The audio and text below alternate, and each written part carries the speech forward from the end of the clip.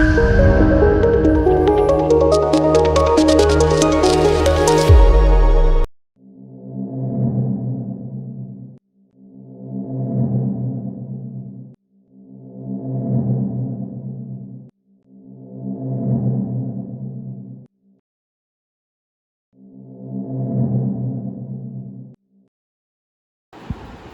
of life. Origin of life, actually life originated where that is one of the main problem, and actually an accepted opinion is that life originated somewhere as a in the habitable world. Habitable world means where habit already atmosphere or the environment is habitable, in that type of situation came in, and after that prebiotic synthesis was there. Thereafter polymer vesicles were formed, and after that protocells were formed, and after that a big gap, and after that this is actually the question mark where how life originated, one of the question mark great, and after that LUCA, it is the this particular LUCA concept. Everybody from this habitable world to LUCA is in different ways, different opinions are there by the scientists, but the common ancestral origin that has been accepted by all the opinions. Now coming to we know that how life once it began was able to proliferate and diversify until it filled, in many cases created every niche on the planet. Yet one of the most obvious big questions, how did life arise from inorganic matter, remains a great unknown. Modern era of experimental research in origin of life studies was started by Harold Urey and Stanley Miller. They showed that organic molecules, in this case amino acids, could be created from inorganic materials by natural environmental conditions such as acidic solution, heat, electrical discharge, lightning, without the mediation of an enzyme. So this is the preliminary concept of the origin of life by Harold and Urey. This finding triggered a wave of new thinking about both the origin and life and nature of life.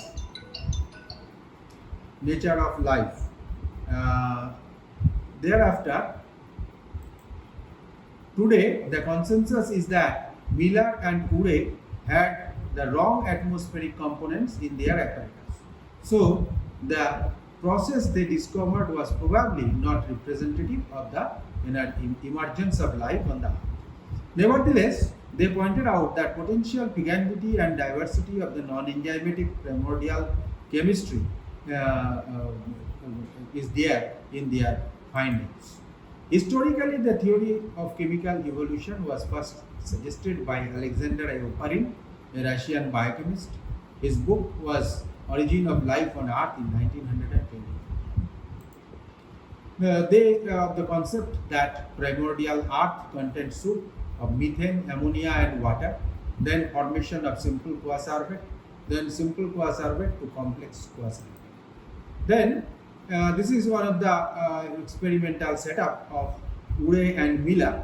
This has been accepted by all. This type of situation was there, but some of the opinion is that they took the internal chemicals that was wrong in Miller's experiment. However, still this is one of the way how life created.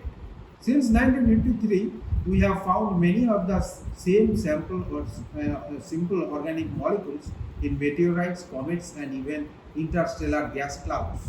Far from being special, then the simplest of the molecules we find in living systems is the life's building block, seem to be quite common in nature.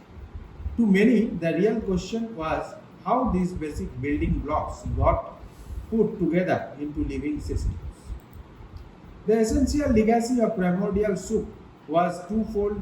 It simplified the notion of the origin of life to a single pivotal event, and the concept was made that the molecule, that is the life molecule, essential life molecule, was the result of a chance. In the standard language, life is to be seen in the end as a frozen accident.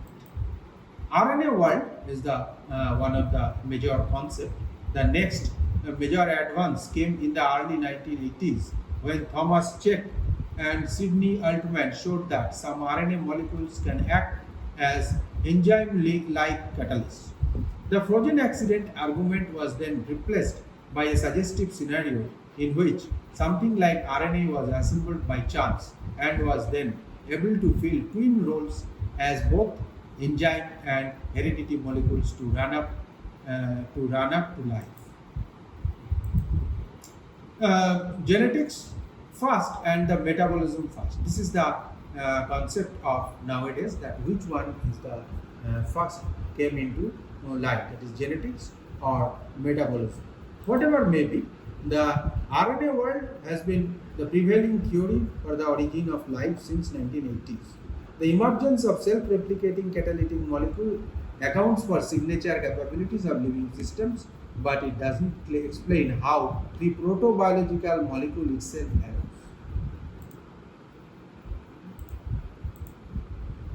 So the other possibility is metabolism first.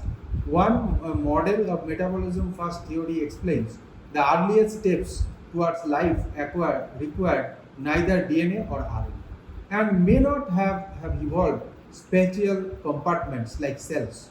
The earliest reactions could have occurred in the voids of porous rocks, perhaps filled with organic gels, deposited as suggested in Oparin-Haldane model. According to them, this early version of metabolism consisted of a series of simple chemical reactions, and further elaborations would have been added to it as cells formed and came under RNA control and as organisms specialized as participants in more complex ecosystems. We can conclude that inorganic chemicals, organic compounds, polymers, generations, RNA-like substance formation, prebiotic growth, and life origin. And one of the major concept is that this is a combination of the origin of life models, that everybody, that means all the poles, they suggested that life originated from at some point, and there are so many opinions, but all the opinions came into one particular area, that is last universal common ancestor formation, and that is whatever may be, they formed the RNA, and final the RNA took the control of the whole system of origin of life. So different models are membrane world model, clay world model, thermal vent world model, metabolism first model, and RNA world. So there is some dispute, so the question mark.